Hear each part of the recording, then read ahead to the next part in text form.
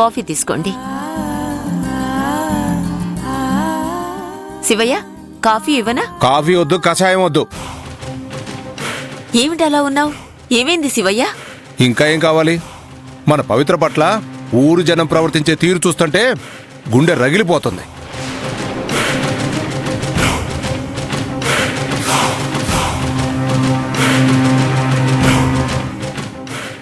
మొన్న భోగిమట విషయంలో, ఈరోజు ముగ్గు విషయంలో రాను రాను జనాలు జంతువులా ప్రవర్తిస్తున్నారు.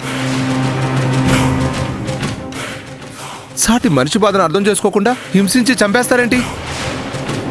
అరే, ఒక మనిషి బాధలో ఉంటే వాడిని ఇంకా కుంగిపోయేలా చేయడానికి పుండును చూసిన రాబందుల్లా ఏం హుషారు వస్తుందో ఈ మనుషులకి నాకు అర్థం కావట్లేదు. ఇప్పుడు ఏమైందని శివయ్య నువ్వు అంత శివాలెత్తిపోతున్నావు? లేకపోతే ఏంటండి, పాపం పసిపిల్ల కోసం పవిత్ర ముగ్గేస్తే ఆ ముగ్గును చెరిపేస్తారా? శివయ్య, ఆవేశంలో మర్చిపోతున్నావేమో. పవిత్ర వేసిన ముగ్గుని చెరిపేసింది నువ్వే. గుర్తుందమ్మా, కానీ ఎవరి కోసం చెరిపేశాను? మన కోసమే కదా.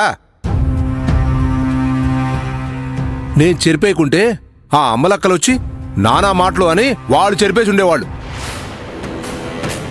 అప్పుడు ముగ్గుతో పాటు మన ఇంటి పరువు కూడా పోయేది. వాళ్ళకి ఆ అవకాశం ఇవ్వకూడదనే ఆ ముగ్గురు నేనే చెరిపేశాను. అమ్మా, ఈ శివయ్య వంకర పనులు చేసినా ఒక అర్థం ఉంటుంది. అర్థమైందా?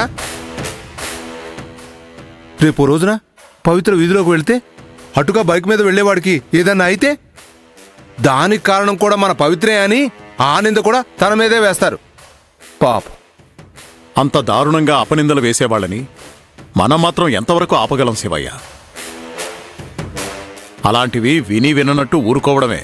చూడండి, మీ మనవరాలంటే మీరు ఊరుకుంటారేమో కానీ నా మేనకోళ్ళంటే మాత్రం నేను ఊరుకోను.